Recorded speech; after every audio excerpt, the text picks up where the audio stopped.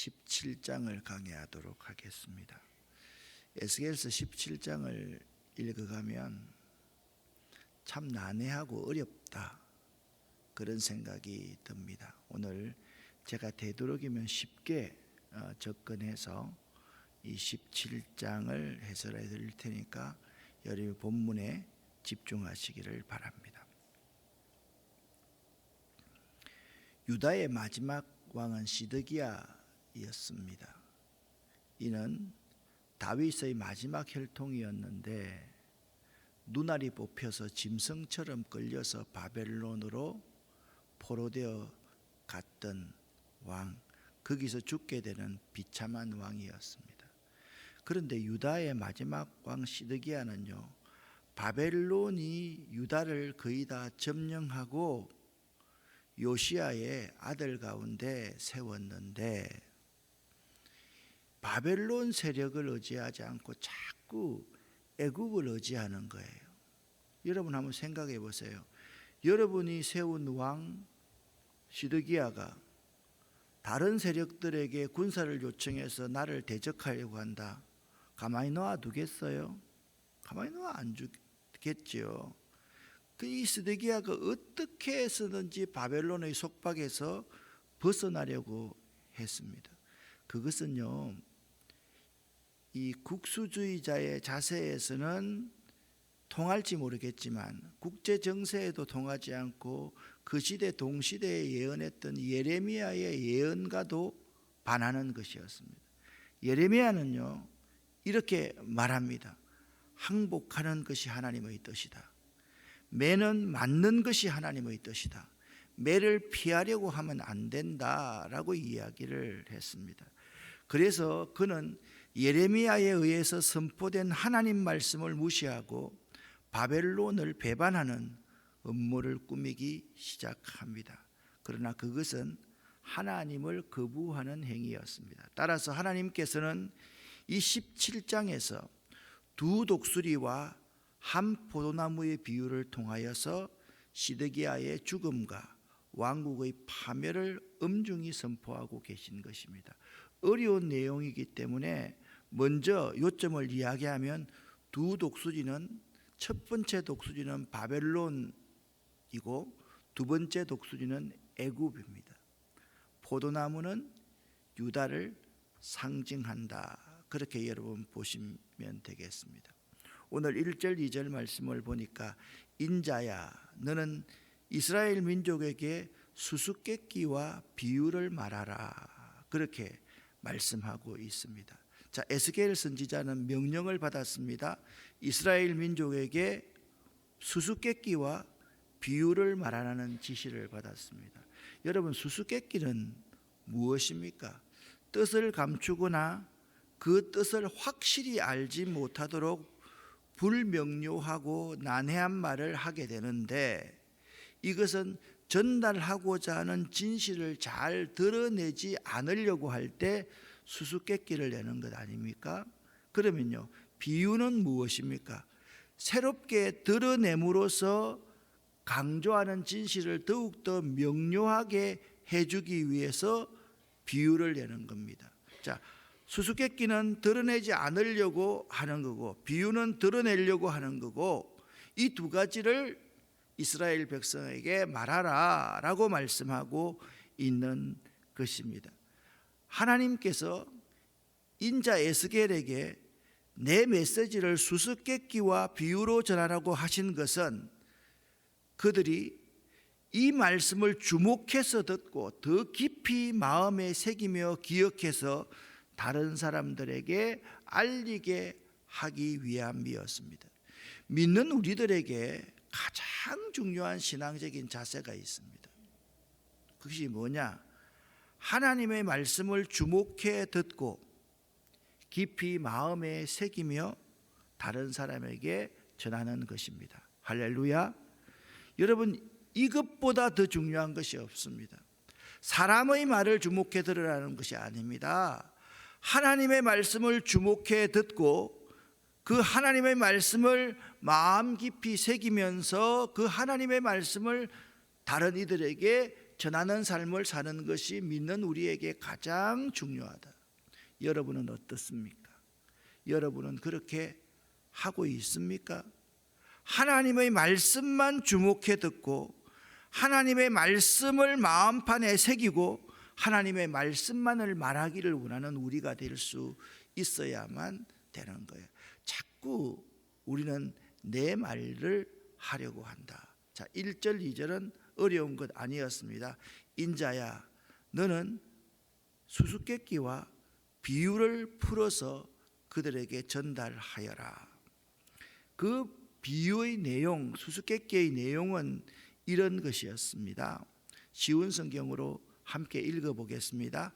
그들에게 말하기를 주 여호와의 말씀에 날개가 크고 기천 길며 털이 수북하고 색깔이 화려한 독수리 한 마리가 레바논으로 날아가 백향목 꼭대기에 올라 앉아 연한 가지를 꺾어가지고 상인들의 땅으로 가져갔다. 그리고 그것을 상인들의 마을에 심었다. 그리고 독수리는 그 땅에서 씨를 가져다가 물가에 심은 버드나무처럼 비옥한 땅에 심었다. 그러자 심은 씨앗이 자라 땅에 낮게 퍼진 싱싱한 포도나무가 되었다. 그 가지들은 독수리를 향해 뻗었고 그 뿌리는 독수리 아래쪽으로 뻗었다. 거기에서 굵고 가는 온갖 가지들이 자라고 새로운 잎새들이 나왔다.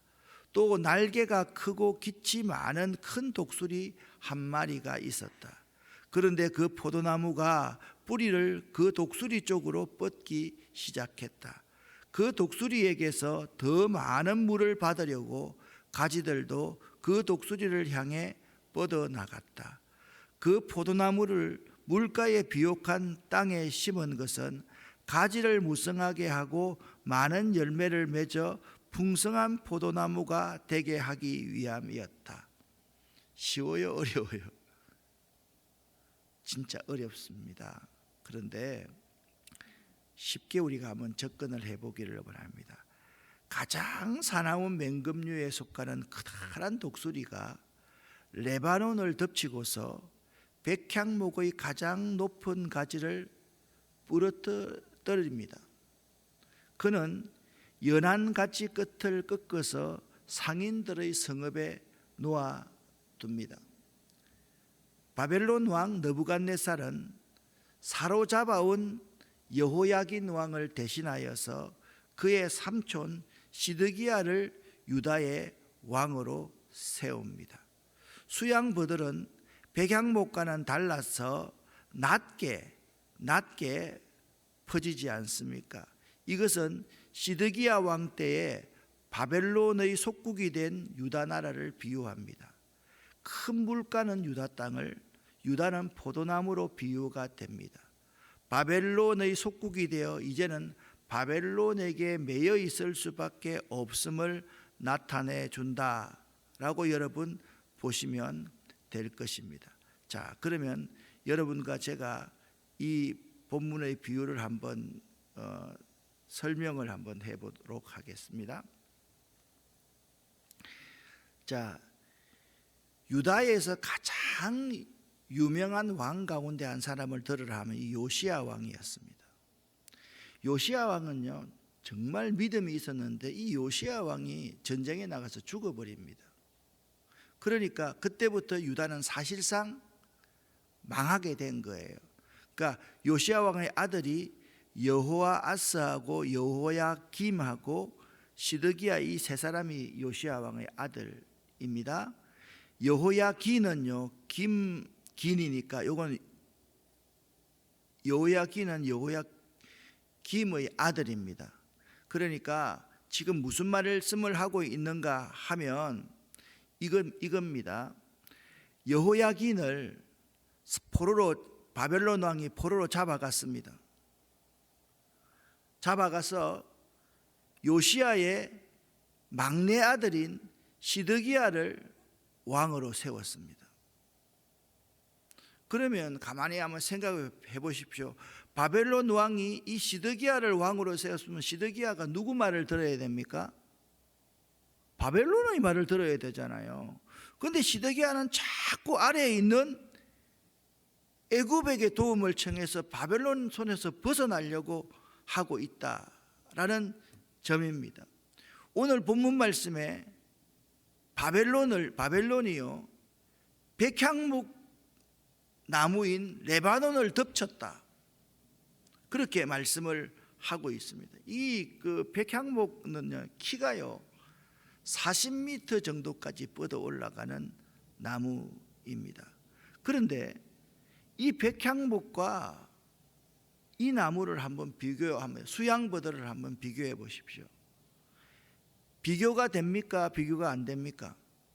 도무지 비교가 안 되죠, 그죠? 바벨론의 세력과 유다와 애굽이 합한 세력은, 이 둘은요 싸워봐야 싸움이 안 되는 싸움이라는 거예요. 그런데 자꾸 시드기야는 애굽과 손을 잡고서 바벨론에게 대적하려고 한다라는 거죠. 자, 처음 독수리는 바벨론입니다. 화려하지는 않지만 마찬가지로 크고 털이 많은 다른 독수리가 등장합니다. 어떤 겁니까? 애굽입니다. 이 독수리는 애굽이 맞습니다. 그런데 이 포도나무는요 살아야 되고, 포도나무는 뭘 상징한다 그랬습니까? 유다 백성을 상징한다 그랬습니다. 유다 나라를 상징한다 그랬습니다. 포도나무가 삶에 대한 욕망이 더 강해지고 다른 대안이 있다는 것을 발견하게 되면서 첫 번째 공급자인 바벨론에게 등을 돌리고 두 번째 독수리를 향해서 뿌리를 뻗었습니다. 살까요? 죽을까요? 살까요? 죽을까요? 죽지요. 자, 그냥 이건 첫 번째, 두 번째 독수리를 상징하는 것이 아니라 이 독수리의 모양이 이런 모양이다라는 겁니다. 자, 이제 1절부터 9절의 비유의 마지막을 이렇게 장식합니다. 함께 쉬운 성경으로 읽어보겠습니다. 너는 그들에게 주 여호와께서 다음과 같이 말씀하신다고 전하여라. 그 포도나무는 더 뻗어나가지 않을 것이다. 첫 번째 독수리가 그 뿌리를 뽑고 그 열매를 따먹으면 포도나무가 시들어버리고 연한 색깔들도 말라 죽을 것이다. 그 포도나무를 뿌리채 뽑는데 많은 힘이나 사람이 필요하지 않을 것이다. 그 포도나무를 다른 곳에 다시 심어도 살아나지 못할 것이다. 동풍이 오면 완전히 시들어 죽어버릴 것이다. 자라던 그 땅에서 말라버릴 것이다. 아멘. 그러니까 지금은 바벨론이 아니면 대안이 없는데 자꾸 애굽을 의지하려고 한다라는 것입니다.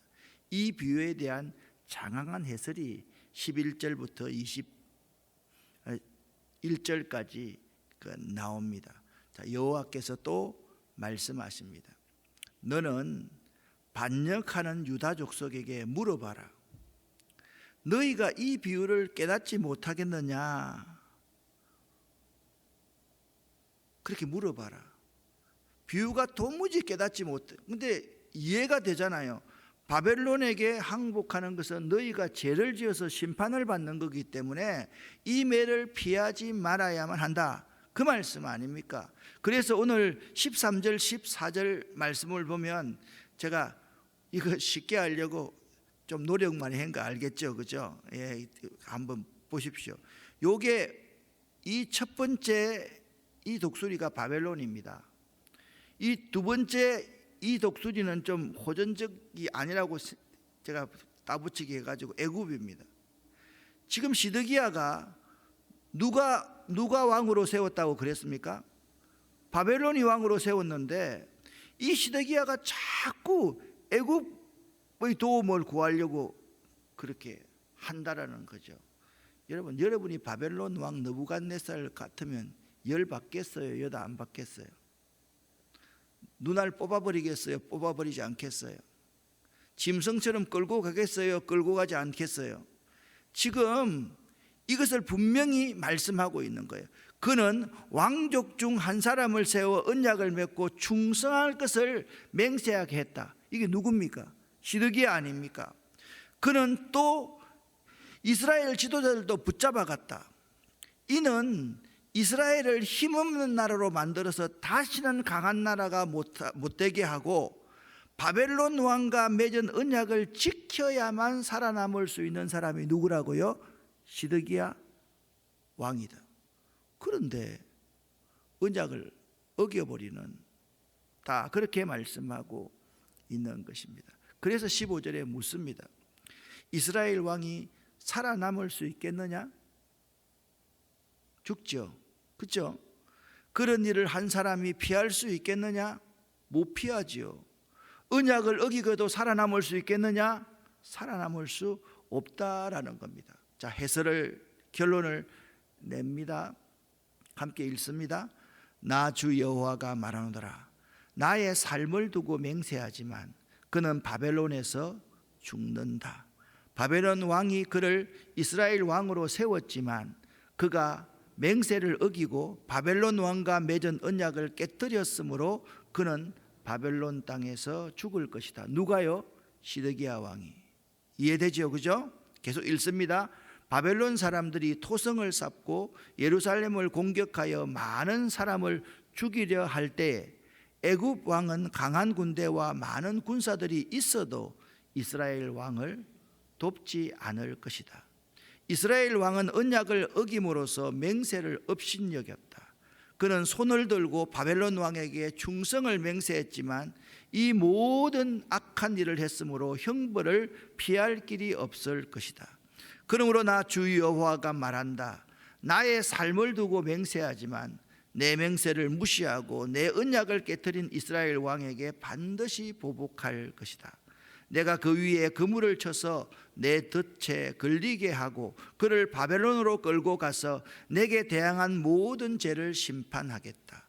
도망가는 모든 군사들은 칼에 맞아 죽을 것이며 살아남은 사람들도 바람에 날려 흩어질 것이다. 그때 너희는 나 여호와가 말했다는 것을 알게 될 것이다. 아멘. 자, 이해 안 되는 부분 있어요? 잘 이해되셨죠? 여기 여러분 15장, 16장, 17장에 이르러서 이스라엘이 반드시 망하게 될 것을 오늘 하나님께서 인자 에스겔 예언자를 통해서 말씀하고 있는 내용입니다. 자, 여러분과 제가 21절까지의 내용만 딱 보면 참 무기력하고 참 비참합니다. 여러분과 저는 바벨론 편이겠습니까? 유다 나라 편이겠습니까? 아니, 대답해 보세요. 유다 나라 편이 돼야 되는 건 맞잖아요. 그런데 이 유다 나라가 이 강한 나라한테 당하는데 예레미야 예언자나 모든 예언자들은 항복하고 당하고 많게 되는 것이 하나님의 뜻이라는 거예요. 얼마나 갈등스러워요. 아니 내가 이 교회 목사인데 우리 교인들이 망하게 되는 게, 많게 되는 게 하나님 뜻인데 그 순종하라 말하면 여러분 제 말 듣겠습니까? 목사가 왜 저래? 저렇게 잔인한 짓을 해?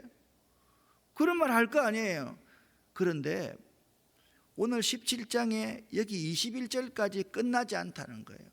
22절부터 24절까지 말씀을 보면 하나님께서 한 메시아를 세워서 무너뜨리고 난 후에 다시 세울 것이다. 여러분, 예레미야 선지자의 중요한 사명이 무엇입니까? 뿌리를 뽑아버리고 다시 심을 것이다. 파괴하고 파멸시키고 다시 건설할 것이다. 무너뜨리고 다시 세울 것이다. 그게 예레미야의 사명이다라고 예레미야서 할 때 배웠죠. 안 배웠어요? 앞으로 더 배우시기를 바랍니다. 예레미야서 1장 2장만 읽어보면 그거 다 나와요. 그러니까 우리가 하나님이 그냥 심판만 하시는 분이 아니라 어떻게 우리에게 사랑과 긍휼함을 베푸는지를 한번 보기를 바랍니다. 22절 23절을 쉬운 성경으로 읽어봅니다. 주 여호와께서 이같이 말씀하시되 내가 백향목 꼭대기에서 높은 가지를 꺾다가 심으리라. 내가 그 높은 새 가지 끝에서 연한 가지를 꺾어 높고 우뚝 솟은 산에 심되 이스라엘 높은 산에 심으리니 그 가지가 무성하고 열매를 맺어서 아름다운 백향목이 될 것이요. 할렐루야. 각종 새가 그 아래에 깃들이며 그 가지 그늘에 살리라. 아멘. 여기서 가장 중요한 단어가 22절 중반절에 있습니다. 내가 백향목 꼭대기에서 연한 가지를 꺾어다가 이스라엘 높은 산에 심을 것이다. 누가요? 하나님이. 이렇게 철저하게 죄를 짓고 회개하지 않고 하나님 말씀을 불순종하고 있는 이스라엘 백성들을 무너뜨린 후에 하나님께서 이스라엘의 높은 산에 백향목의 연한 가지를 꺾어다가 심을 것인데, 그 연한 가지가 자라서 무성하고 열매를 맺어서 아름다운 백향목이 될 것이요. 할렐루야. 각종 새가 그 아래에 깃들이며 그 가지 그늘에 살게 될 것이다. 그렇게 말씀하고 있다라는 거예요. 얼마나 희망적인 말씀입니까? 이는 구속주 메시아와 그의 나라가 임할 것에 대한 약속입니다. 내가 백향목 꼭대기에서 높은 가지를 꺾어다가 이스라엘의 높은 산에 심으리라는 이 말씀은 다윗의 혈통에서 메시아가 나오게 된다는 약속을 재확인해 주는 말씀인 것입니다. 그 가지가 아름다운 백향목을 이루고 각양새의 보금자리가 된다라는 말씀은 그 메시아를 통하여 이루어질 그의 나라와 그 나라에서의 복된 안식에 대한 약속입니다. 그러므로 이 약속은 인간들이 심판과 멸망을 받을 수밖에 없이 사악하다 할지라도, 여러분과 제가 멸망받을 수밖에 없는 자라 할지라도 하나님께서는 그의 뜻과 약속을 반드시 이루어내시고 만다는 사실을 우리에게 말씀하고 있는 것입니다. 할렐루야. 얼마나 감사한 일입니까? 24절 말씀, 이제 17장의 결론적인 말씀입니다. 함께 읽겠습니다. 들의 모든 나무가 여호와는 높은 나무를 낮추고 낮은 나무를 높이며 푸른 나무를 말리고 마른 나무를 무성하게 하는 줄 알리라. 나 여호와는 말하고 이루느니라. 아멘. 저는 오늘 이 말씀을 읽으면서 하나님은 이런 분이시구나. 들의 모든 나무들이, 세상 모든 사람들이 하나님은 교만한 자를 낮추시고 겸손한 자를 높이시고 이 세상을 의지해서 살아가려고 하는 모든 사람을 말리기도 하시고, 또한 이 세상에 소망이 없는 자를 무성하게 하실 수 있는 분이십니다. 할렐루야. 여러분, 오늘도 이 말씀을 우리가 확실하게 믿어야 되는 거예요. 11절부터 21절까지의 그 해설 그 자체를 보고 좌절하고 절망하지 말고, 하나님의 긍휼하심이 우리에게 이렇게 미친다라는 사실을 우리가 믿고 확신하면서 나아갈 수 있어야만 하는 것입니다. 자, 여러분, 하나님은 어떤 분이십니까? 여러분을 높이기도 하시고 여러분을 낮추기도 하시는 분이십니다. 하나님은 여러분을 때로는 패하게도 하시고 하나님의 능력으로 흥하게도 하실 수 있는 분이심을 믿으시기를 예수 이름으로 간절히 축원합니다. 오늘 여러분에게 이 말씀 하루 종일 외웠으면 좋겠습니다. 제가 동영상을 보내면 여러분이 아멘 하면 제가 이 사진을 보내드릴게요. 나 여호와는 말하고 이루느니라. 다 같이 한번 읽어보겠습니다. 시작. 나 여호와는 말하고 이루느니라. 한 번 더. 나 여호와는 말하고 이루느니라. 아멘. 저는 이 말씀 오늘 처음 발견했습니다. 너무 좋은 말씀입니다. 하루 종일 제가 묵상하고 또 기도하는 제목으로 삼으려고 합니다. 나 여호와는 말하고 이루느니라. 여호와는 푸른 나무를 마르게도 하시고 말라있는 땅에 생수도 주시는 분이시고, 우리 환난과 고난을 당하는 사람에게 영광과 또한 권세도 함께 주시는 분이시다. 꼭 기억할 수 있기를 예수 이름으로 간절히 축원합니다. 기도하겠습니다. 살아계신 하나님 아버지여, 하나님의 은혜를 진심으로 감사를 드립니다. 나 여호와는 말하고 이루시느니라. 이 말씀을 꼭 믿고 하루를 이 말씀에 의지하여서 이겨낼 수 있도록 도와주시옵소서. 오늘도 기도하는 우리 모두에게 하나님 은혜 위에 은혜를 내려 주시옵소서. 예수 그리스도 이름으로 축복하옵고 간절히 기도 올립니다. 아멘.